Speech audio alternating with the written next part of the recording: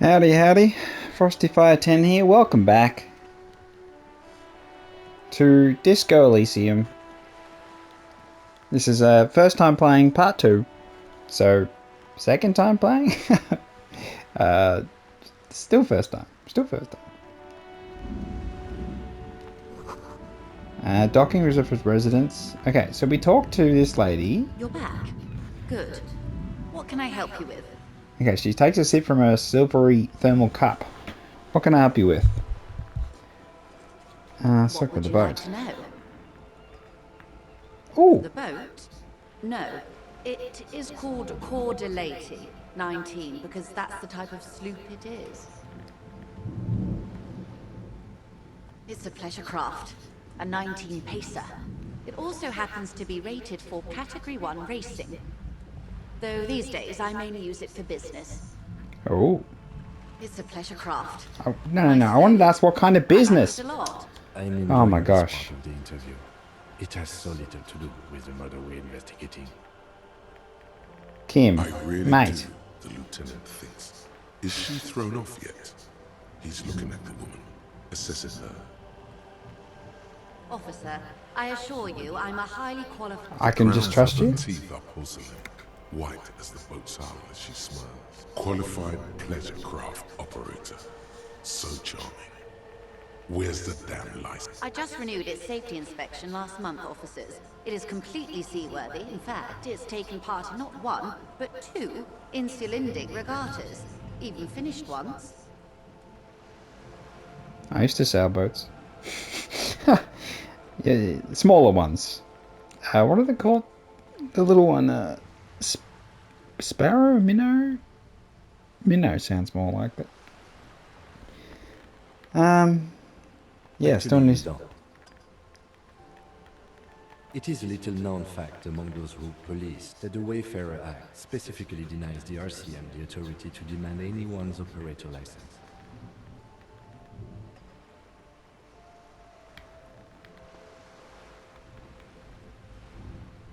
Unless it's their passport. No. Do you want to ask for the lady's passport? Why not? Of course. The woman is silent, smiling while the waves lap against the hull. In your hand, under the plastic, a light blue passport saying, Republic of Vespa. The coat of arms has a lion and an ostrich. Seagent. The Republic of Vespa, formerly the Republic of Vespa Messina, was once a dual kingdom. An amicable parting of ways produced 2 constitutional monarchies. Vespa, the richer of the 2, is an occidental nation known for its proximity to the Pearl and its exotic financial derivatives. It is a stable country, and yet there has always been something ominous about its perfect stability. It's a place at the edge of the Mwindi Isola, overlooking the Obi Sunt Isles, fracturing into the great unrest of the Pearl. The woman, born in the year 3 in the commune of Revachol, smiles at you, face adorned with frown lines and crow's feet. The photo is recent. The name reads, Rejoice Leighton Messier. So she had it redone recently.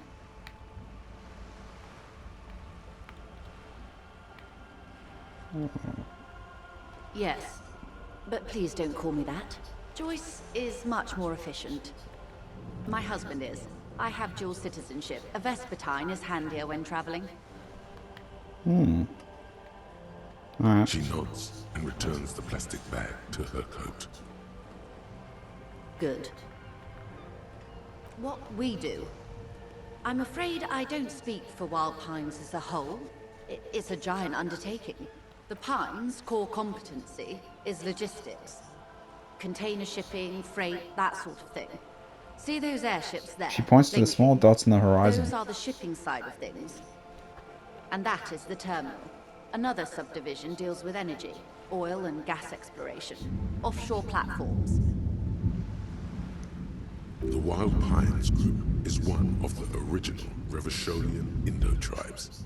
Companies awarded royal monopolies by the king, the suzerain himself, centuries ago. The king is long gone, but several of the Indo tribes remain. Son-Baptiste, Elysium, an unknown entity known as Brightest Star. Why, thank you. Oh, cop that. I'm not at liberty to discuss the company balance sheet, but I can tell you that last year, the company booked more than 20 billion real in revenue. Oh, well, real, yeah. Billion?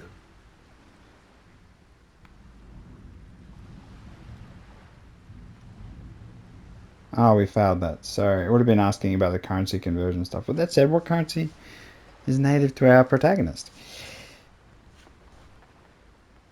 And to think, there are years when the group books losses in the billions. A wave hits the sloop. She grasps the mainstay for balance. Warpines employ 72,000 people, all of whom have families that depend on their salaries. It is a tremendous responsibility. Oh,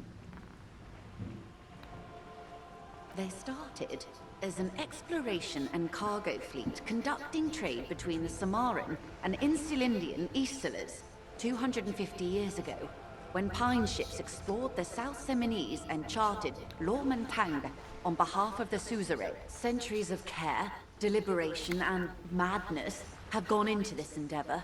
Vessels pass through the Great Unrest to re-emerge with apricots in tow. The logic of the system is totalizing. It's taken everything from its employees to build it.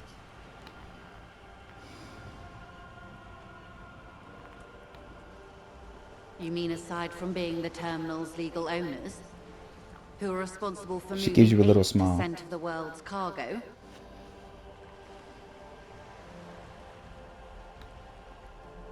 We built this district. she says All calmly. the best parts of it. Rue de Saint-Ghislain, with its bastions. The plazas Meteor and Mosaic. Even some of the old street lamps have been put back thanks to the investments from the WP. She points behind you where the seawall Before rises. Martinez was swallowed by the industrial harbour, even before it was part of Revachol, long before Terminal B was erected here, the Pines built it as a resort for its Revacholian employees. A company getaway, for a weekend or a summer holiday. Then came the revolution. But that's another matter. She takes I'm a here sip. to make sure the Pines can fulfill their responsibilities to the place they built.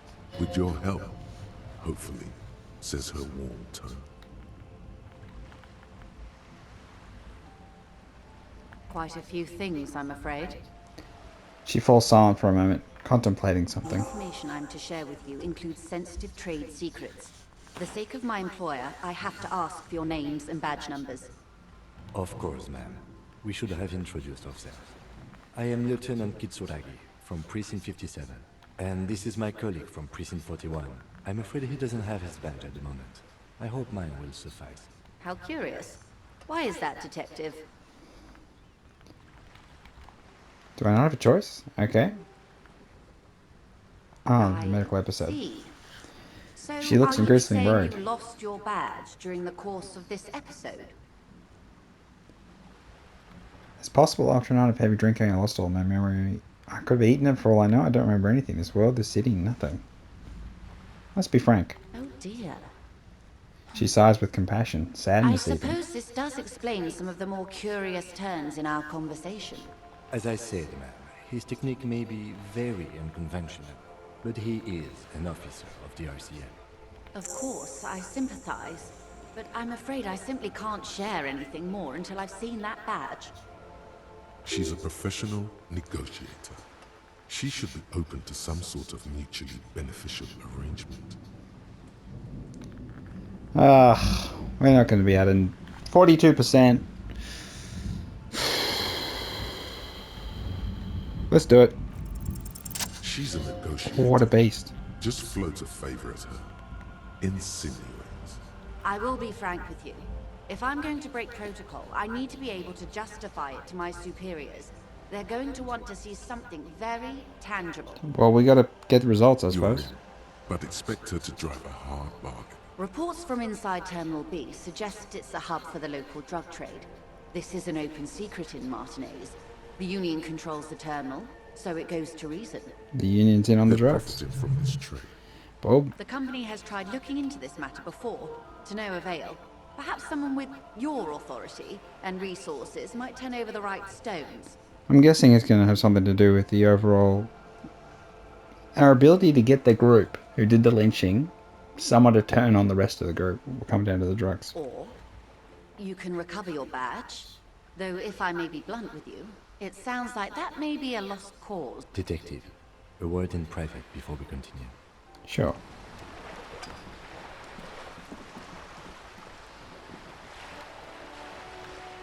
What do you think? This is not going quite as I hoped it would, Detective. Honestly, I was expecting you to use your unorthodox technique to keep her off balance, and you know, not volunteer us to be her henchman. This woman is running circles around us. She might have known about your misplaced badge all along, or she's simply an adept improviser. Either way, we've played straight into It doesn't her matter, hands. Kim. Our objectives will come to fruition later. So frankly, we can cope with this. No. If there is reasonable suspicion, we must investigate. Otherwise, she could claim we are siding with the Union, or that we are on their take. We'd never hear the end of it. What I propose is... The moment we you ask mentioned her, it. then we investigate, briefly. But do not share the outcome of this investigation with her. We tell her it's done, and demand for her information on the lynching.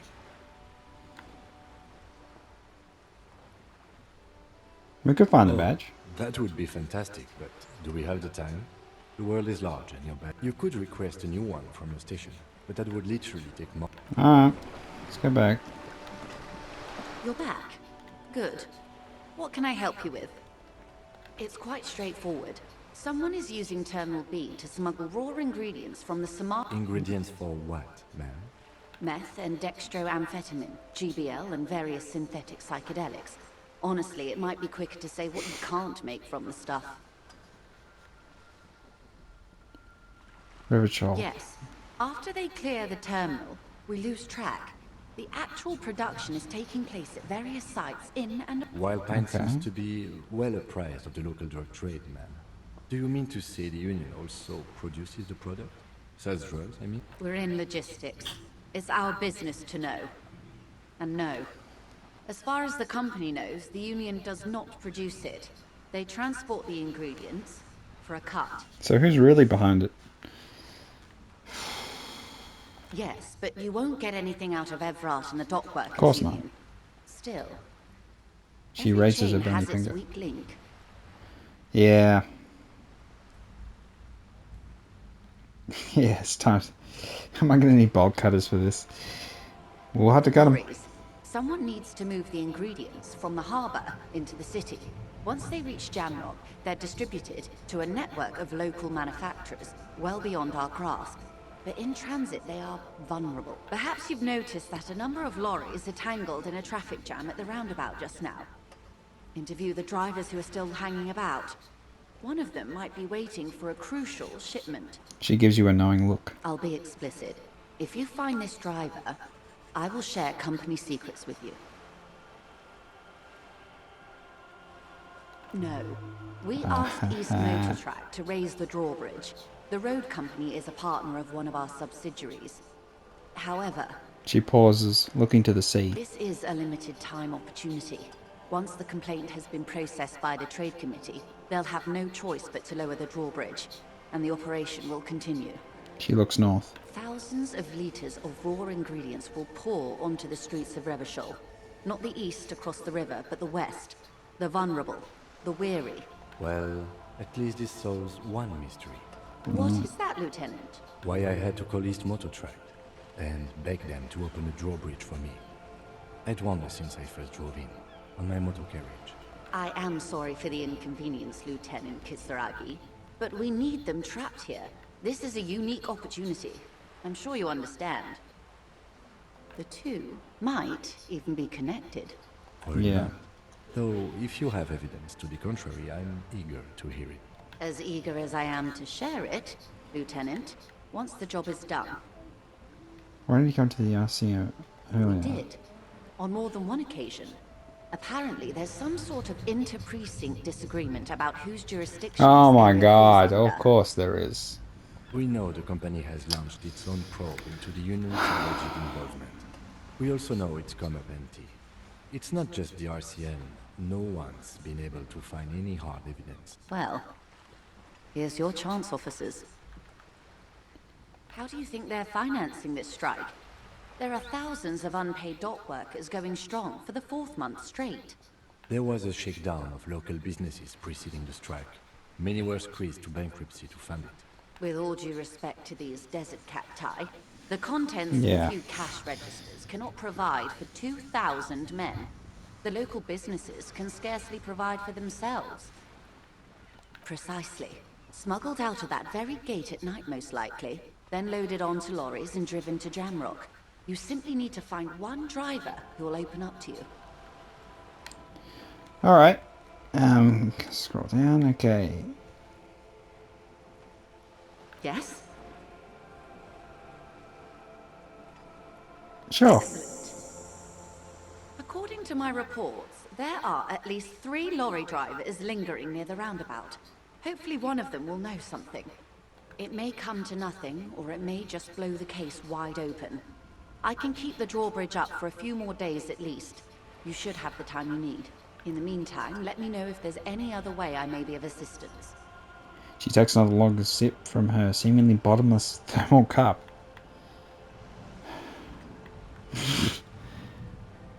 Everything. Right up to, but not including, trade secrets. I believe the official title is Senior Labor Negotiator. In practice, I'm a grocery clerk. I relay the union's demands to Wild Pines and return with Wild Pines' counteroffer. And how are Okay. the talks going? They're not. That's the problem. The union stopped all negotiations a week ago. After that awful lynching took, now they won't even let me into the harbor. There's a 2-meter 20 racist behemoth blocking the gates. What can I say? The union employs a giant covered in tattoos. A racist giant. I guess that's part of their big tent organization now. Let's say I was not making the kind of progress I'd hoped for when I first arrived. Ah. And when did you first arrive? I arrived 3 weeks ago. Yes, in the middle of February. The bay was still partially frozen then. I prefer to do these things on site, like the RCN. But the strike began in December. He looks at his I notes. wasn't the original negotiator here. I took over after Mr. Gaumont hit a wall with Mr. Clare, the union boss. Mr. Clare refused to speak with Gaumont despite concessions he'd granted the union in prior negotiations. This isn't the first time the union has gone on strike. Of course not. No. There have been 2 prior strikes. Both times the union won significant concessions, including overtime pay and a medical plan. This time their demands are more, I guess you could say, aggressive. There are leaflets everywhere, and banners. What did they say again? Oh yes, every worker, a member of the board. That can work. And that is an idea that has been put into practice, and just means all the employees get equal pay. It was a bread company. It was in the damn Michael Moore movie. Yeah, a proper democracy then. So you can't raise your own wage because you need to get it approved by everyone else in the company, and they wouldn't approve someone to be paid more than them. Whether they're still successful today, I'm not quite sure.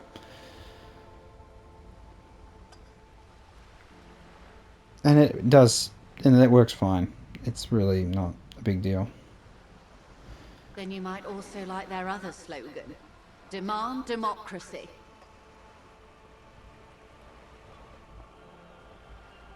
Personally, I don't think it has the same pizzazzo as every worker a member of the board. It's quite simple, you see. Every time the Wild Pines group makes a decision about what? About anything really, it needs the signature of each of the 2,200 workers in its Martinez terminal.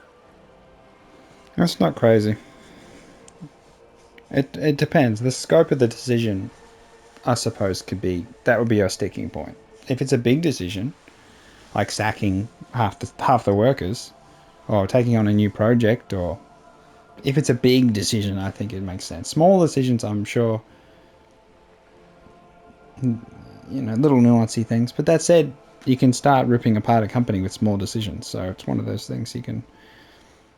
I don't know. I think having a stake kind of holds people responsible. But then again, it's all about execution. Just so you understand, this is but one of 22 terminals owned by Wild Pines. Essentially, not only are they kings of the company, they are also kings of the 72,000 employees of Wild Pines Group.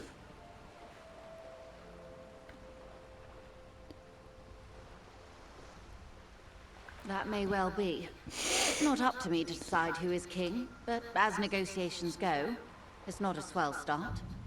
I'm not sure. Naturally, I assume that was just their opening position, a hard-nosed tactic with a side of mockery. But there's been no follow-up, just the same nonsensical slogan repeated over and over again. Classic tactic. Pick a point, stick to it. And now, people are getting lynched, I hear. Behind the whirling in rags. A disastrous situation if there ever was one. Well, they're being lynched because they're going against everyone else and they wanted to negotiate something, or they wanted to do something in their own self-interest, or they did something terrible, some terrible crime. Excuse me, from whom did you hear about this lynching? I first heard it from the boyar at the gates. The one whose very name advertises his aversion to work. I think he said it was, "Call me mañana." This checks out. Mr. Clare told him to... how did he put it? She pauses to compose herself. Fuck off, midget. Gaumont is short of stature, you see. Jesus Christ. Keep in mind, this is a negotiator Mr. Clare has worked with before, and who was more than fair with him and the Union. Everard Clare is a man of the utmost integrity. If you can say one thing about him, it's that he always puts the interests of the workers first. Of course not. Everard is fantastically corrupt. I imagine he has a thick, viscous goo where you and I have blood. He is the most corrupt individual I have ever seen, and I deal with men like him for a living. If there is anyone more venal, more irredeemably nepotistic, then it's his twin brother, Edgar. Yes, Edgar looks exactly like his brother, except for that lazy eye. He also talks exactly like Everard does. And when one's term as foreman is up, the other takes over. It's how they circumvent the term limits, you see, with a funny little switcheroo. While in office, they've embezzled God knows how much of their workers' dues. The Débardeurs Union was once a perfectly normal institution. 20 years ago, anyway. It must not have been easy to establish under the Emergency Act, but they did it. I can respect that. Organized labor at its best, as they say. Then something happened in the local chapter elections. The brothers Clare came and transformed it into a... how do you say? She hesitates, looking for the right expression. A mob. The Débardeurs are a crime syndicate. Sad as it may be, I suspect we'll be forced to cooperate with them. Refreshingly honest, officer. The company has tried appeasing in the past, but I'm afraid our concessions have only emboldened Everard and his brother. She turns to you. And your opinion, detective, if I may ask? I'm a curious and talkative person, you see. She Would you explains. say the Débardeurs Union is...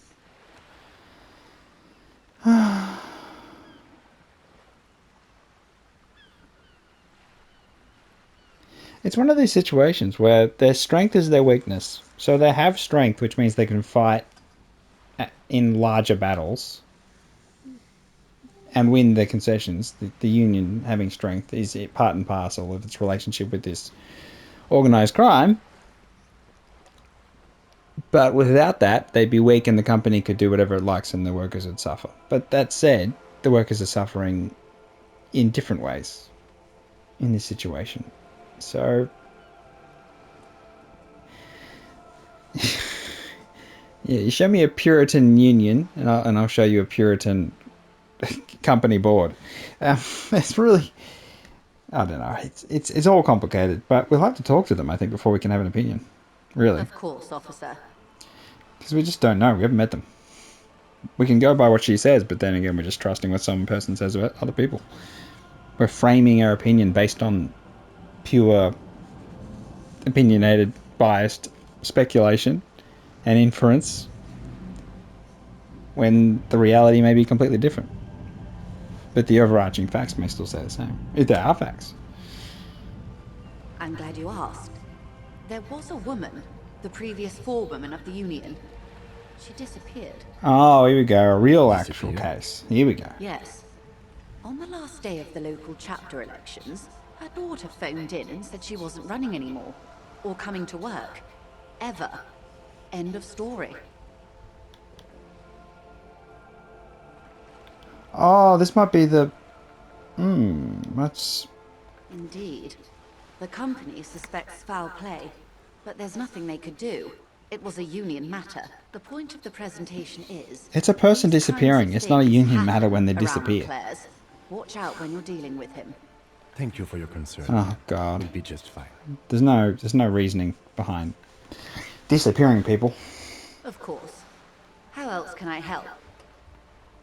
Is what you want to say, but it isn't that easy. Look at that lady. Take a gander. Squint your eyes, bub. A well-kept, yet tastefully short bob of dark hair. Despite the first hints of grey, she's Yeah. statuesque. While dull orange pearls hang from her earlobes, red from the cold. Her light green eyes scan you, full of knowledge and worry. Wealth and all its possibilities. These are the kind eyes of the rich man that seem to say everything is possible. Now look at you, you misery-clad simian, barely able to tie your own laces. Your armpits are lakes. A scythe of booze precedes you. Your hair sticks to your forehead, and your underwear feels uncomfortable. You're poor, poor as balls. You can't ask this person for money. You're too... What are you talking about? Poor is a mentality. We're broke. And broke is only a temporary state. Why would I be ashamed? I'm a goddamn working man. I'm not ashamed to shake this leech for some dough. No. Bloody Muhammad married into wealth. Jesus. People don't know that. Like, stuff. Oh, controversy. No, I think asking her for money is dumb. I agree. But why was it a line of dialogue in the first place? Yes, I should make my own goddamn money by now. Well, we do make money. We got a job. You think your little communism protects you from this feeling? What? No. The more demeaning. As I was saying, if Her there's voice any breaks the way silence and I suddenly may you're be back of again. assistance, Nearly a seagull please pecks at a don't piece of hesitate garbage. to ask.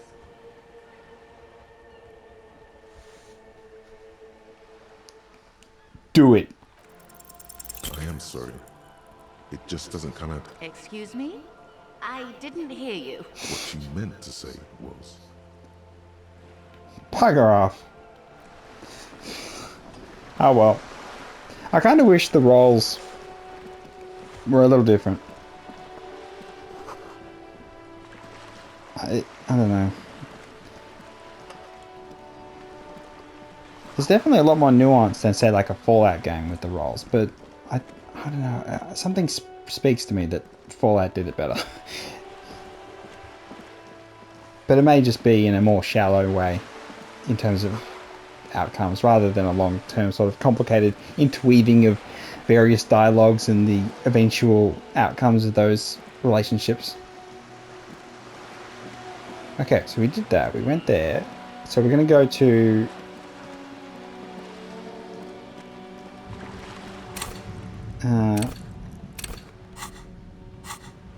okay.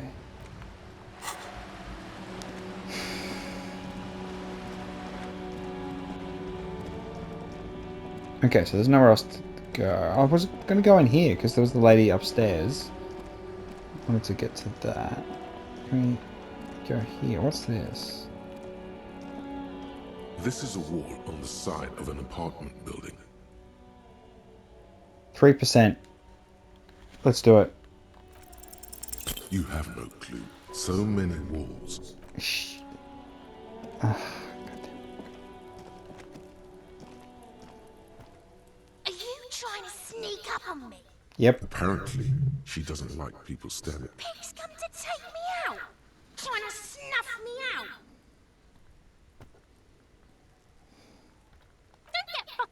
clever with me, pig. You think you're so clever.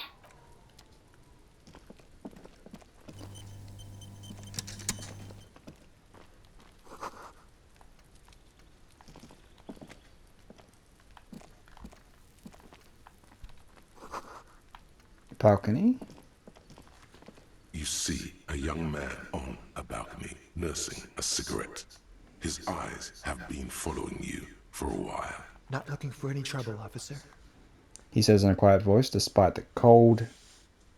His shirt hangs unbuttoned on his frame. There's no trouble. I'm just speaking in a lowered voice. He says, sotto voce. I don't want to be seen talking to the gendarmerie, if that's okay.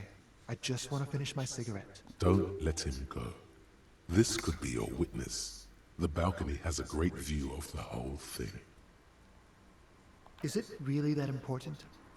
He asks you, adjusting his shirt. Like a nervous cat, he keeps stealing looks at the neighboring windows. All right, but make it quick. Once I finish this cigarette, I have to run. I'd even go so far as to say that the view is a little too good, my dear gendarme. Do you have an estimate of when the body will be taken away? We will remove the body as soon as possible. Now tell us, where were you last Sunday? I'd leave the body until we solve it. You're not going to do a You freaking already asked me autopsy. that, didn't you? Use it as a bargaining chip. Torture the locals till they tell us the truth.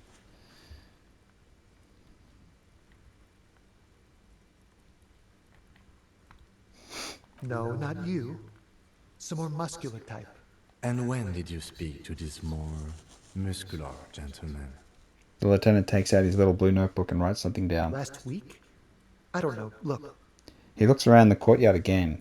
Old patio chairs and dead house plants lit the scene. You didn't answer the question. What were you doing last Sunday? I had a friend over.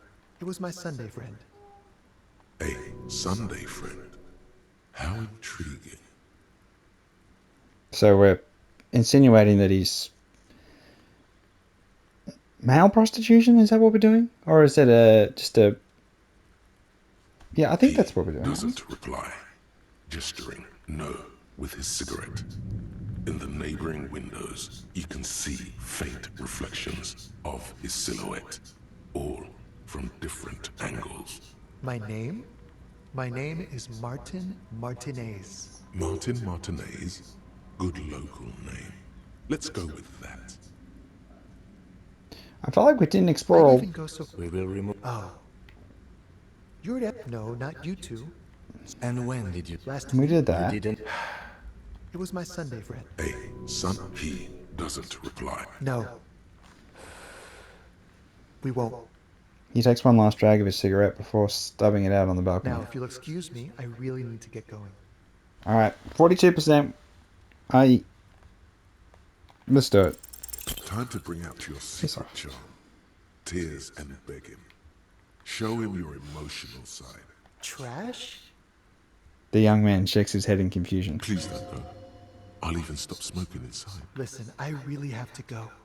With a flick of his wrist, he sends the extinguished cigarette sailing over the rail. Good luck with the investigation. Public littering! Arrest that man!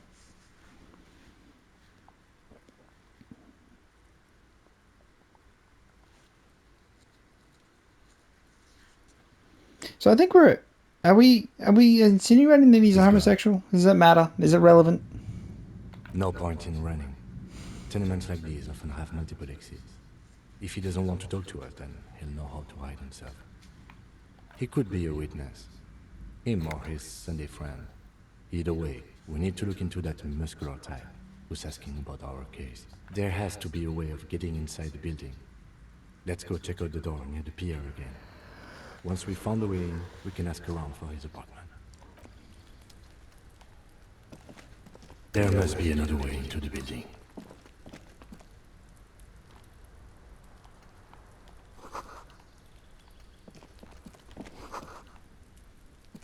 Bullet holes on the wall?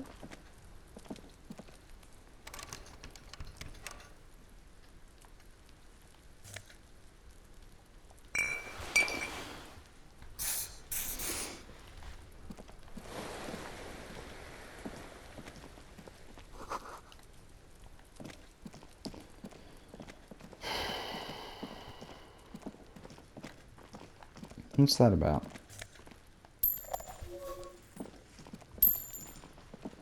We got money.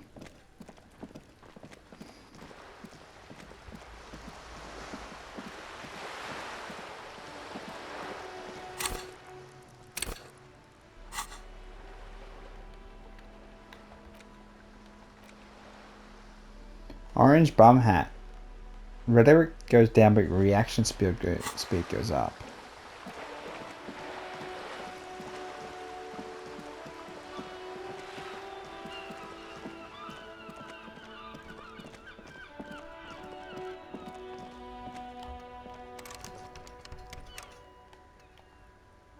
An old call box with a matrix of push buttons lists all the companies in the East Delta Commerce Center. Well, let's start at the top. An off-key melody starts playing after you ring the doorbell. Then a woman picks up the receiver. Kuno, please stop calling here. Grown-ups don't have time for your stupid game. Oh, I'm sorry, officer. I thought you were... There's a spot of static that overrides her words. But the doorbell is broken, and the bookstore shouldn't even be on the list anymore. So I can't help you. Please don't call here again. Thanks. A single beep indicates that the line. You ring the doorbell. What an ominous name for a hair salon. Doesn't bode well for anyone's hair. All you hear is static, but no one answers the call. You ring the doorbell, but nothing happens. You wait for a minute or two, but all you get from the looks like someone has melted half the plastic off with a lighter.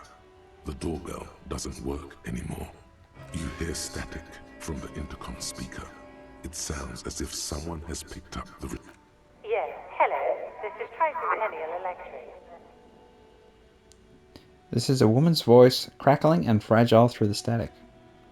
Have you come to place an order? She sounds almost antique, as if her voice was being played off an old wax cylinder. A receiver must not be working properly.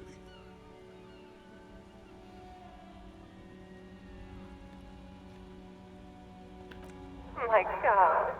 The lieutenant exchanges a look with you. It's you. My God. I didn't think I would hear your voice. It's a woman, and she knows you.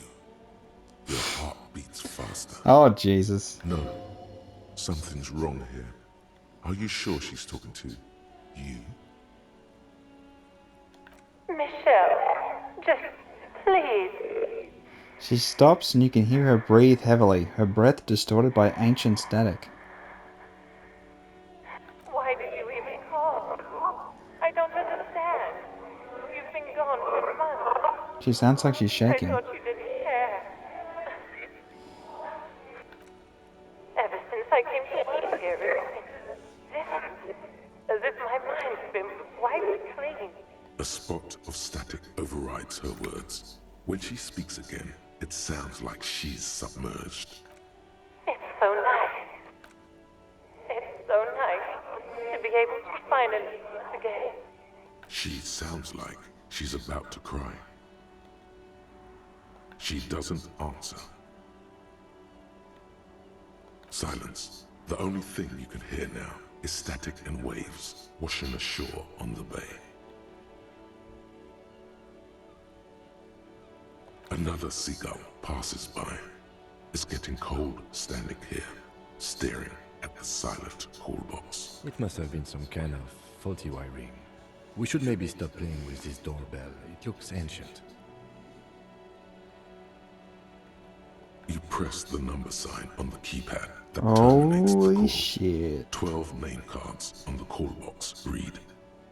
Alright, let's do it. 42%. The heart of the dice. Whatever she Yes. says, it can't hurt you. You're a different person now. Stronger, healthier, and alright, maybe not healthier, but it's a bonus that you've drunk so hard you can't remember any of your past relationships. Oblivion's the ace in your corner. There's a light buzz as you press the doorbell, waiting for her to answer the call. Yes, hello. This is Tricentennial Electric. Have you come to place an order? Here come the bad vibes again. Relax. Distance yourself from it. It's you. My... Wait. Is she... Michelle. Why did you even call? I don't understand. You've been gone. The voice from the intercom doesn't answer, but you can hear her breathing. Wind blows into your microphone again, crackling and echoing in the box. Ever since I came to work here, as if my mind... And then it hits you. She tries again not to cry, and still doesn't succeed completely. Her quiet sobs sound old and distant, as if her voice is being played off a wax cylinder.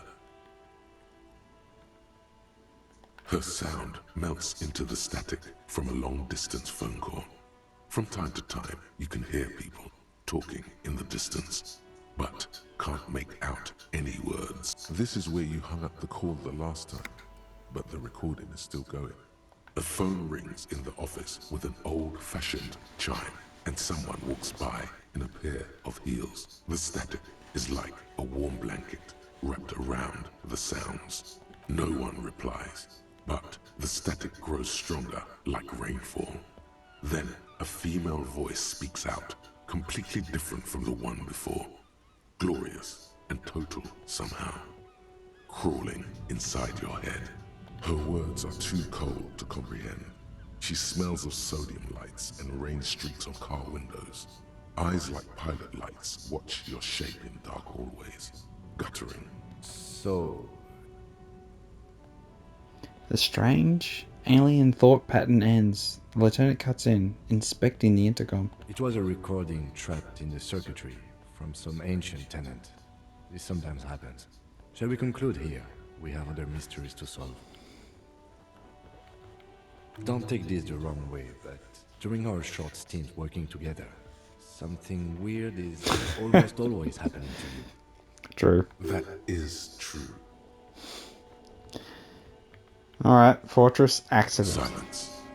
No one's home at Fortress Revachol, Accident. Silence. City, No one answers the door. Nothing Filling in happens rags. after you ring the doorbell. East They don't Delta break the Pinball. silence. No one answers your call. This button looks new, but someone has removed the name card. Huh. This button looks new. It's probably not connected yet. He takes a step back, inspecting the other names on the list. Well, that's it. We're done on that one.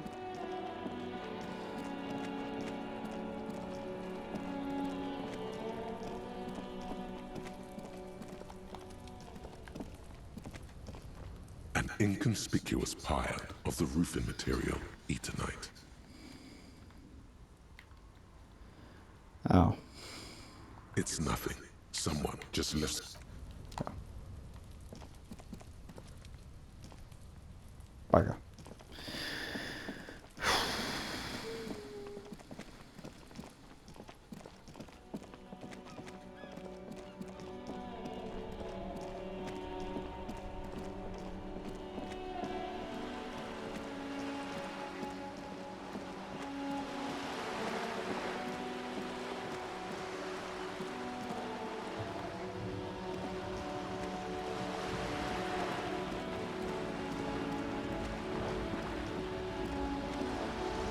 It's a special game, this one.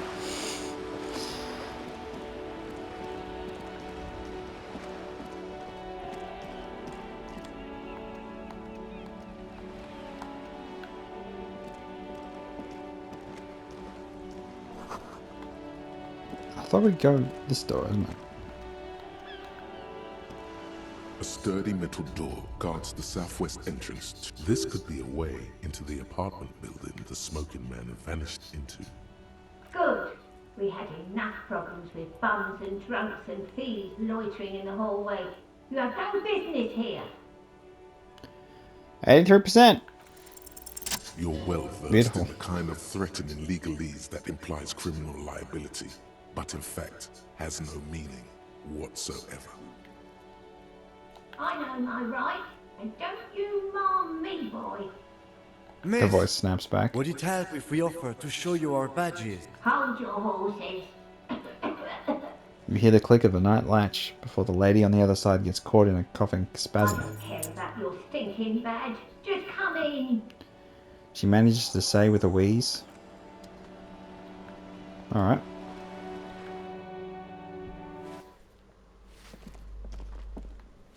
What up?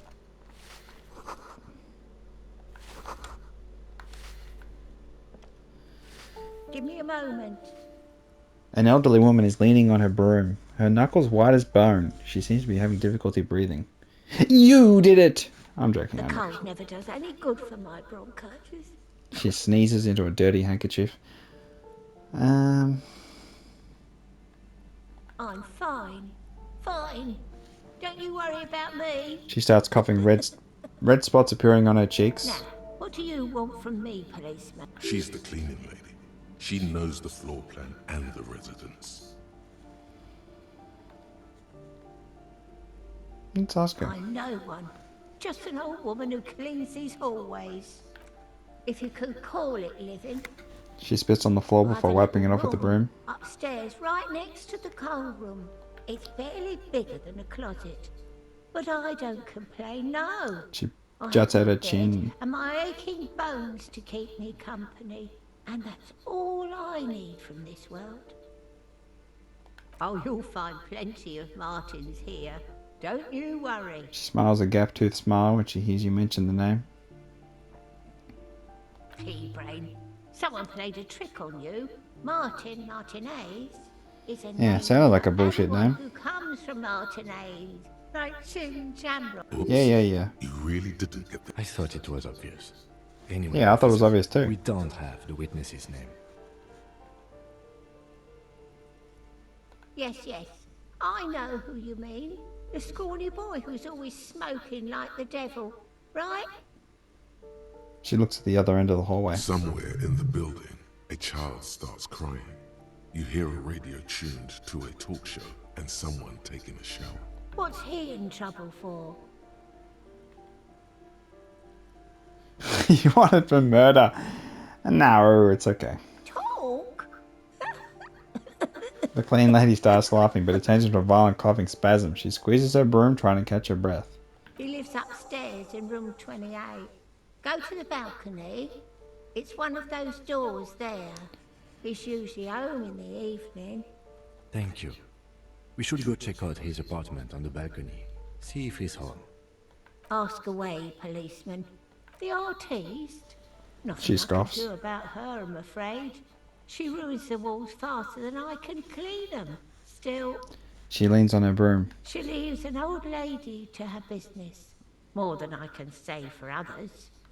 She mumbles some kind of a response, then hacks something into her handkerchief.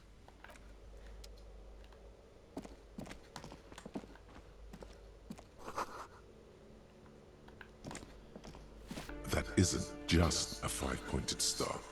It's an inverted white pentagram cradled in a wreath of antlers. The iconography of communism, in other words. I'll keep my armistice handy, detective. He doesn't actually reach for his gun. The star and antlers was developed in the 6th decade of the last century and quickly adopted by Mazov and the communards during the revolution. Even today, half a century after, the star and antlers retains the ability to evoke hope, disappointment, and fear in equal measure. To symbolize the toppling of the old, or also some social democrats were already using it. The wreath of antlers represents a natural crown. It was about building a society that could exist in accord with the natural world, and at the same time above it, because white is the color of peace. Nothing at all yet. Right now, it's just meaningless.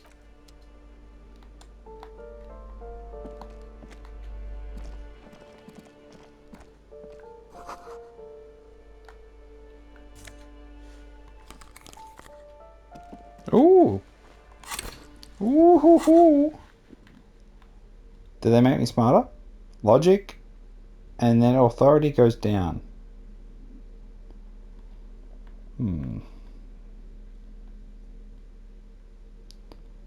Savoir-faire.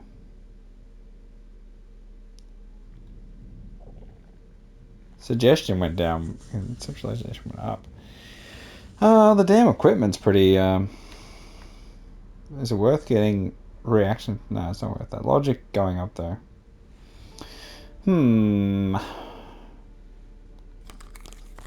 Authority going down. I don't really care about my authority too much, even though they got me. We need as much logic as we can get. Ah. Who is this one?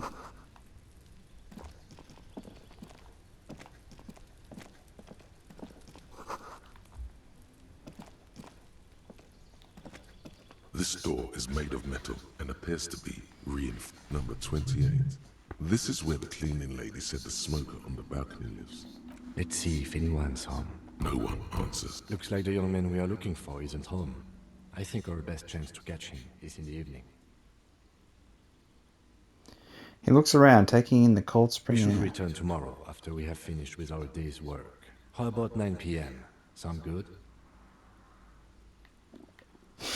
I don't think I can make it. Why tomorrow? The smoker on the balcony. This is why we're here. Suddenly, he's a little worried. But don't worry.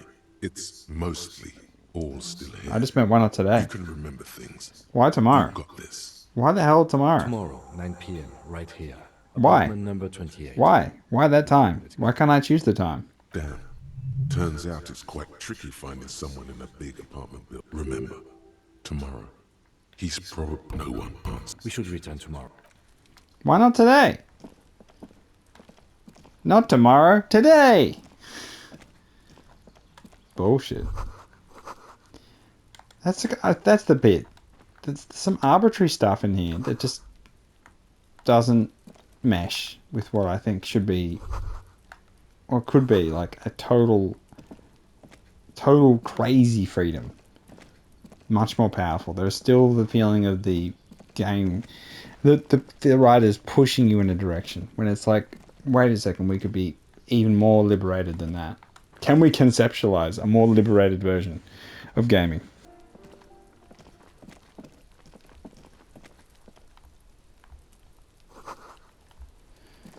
Okay, so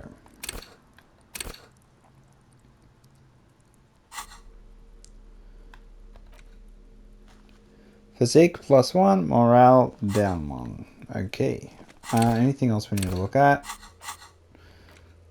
So we have a whole bunch of notes. Oh, so we've got these. Impossible. Joyce Messier. Pile of 8 tonight.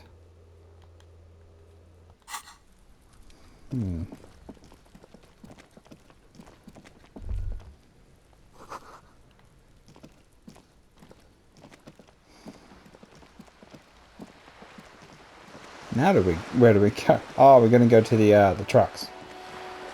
So the trucks. How do we get to the trucks?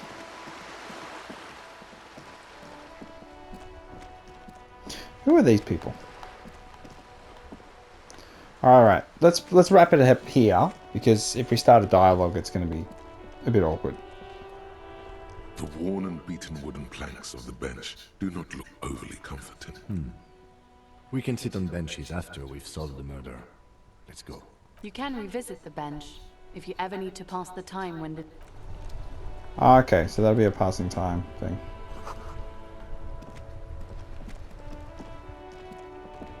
Jesus, what kind of vehicle is that? Before you stands a motor carriage. The bodywork is covered in blue and white vapor emanates from the large engine.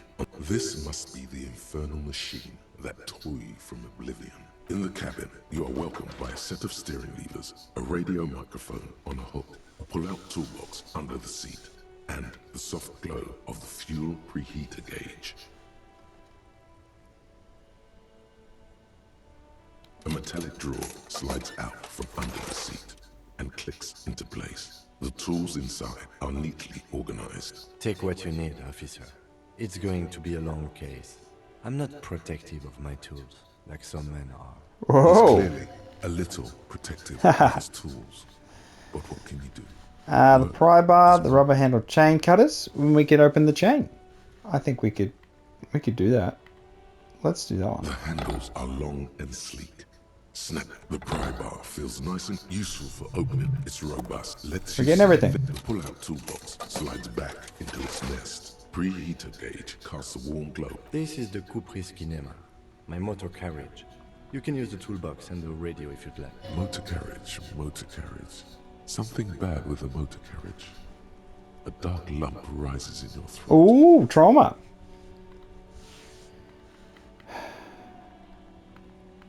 All right, let's. Okay. How do we? In the cabin, you see It's all right. It's all right. We can come back. We'll come back. Okay. Let's end the episode here before we get intrigued into what is going on next with this motor carriage. So the first part I uploaded did have the copyright issues at the start, so you know I had to cut them out, which is disappointing. But you know it is what it is. If you enjoyed this, like and subscribe, and I'll continue. I think, anyway. I just feel compelled for some reason to continue. And I like to share the journey with you. Yeah. I don't know why. I can't explain it. It's something inexplicable. Having said that, I do feel as though there is an even more powerful version of this to come to reality sometime in the future. I feel something coming. In some sort of awesome, amazing, unbelievable game. Alright then, catch you next time. Bye.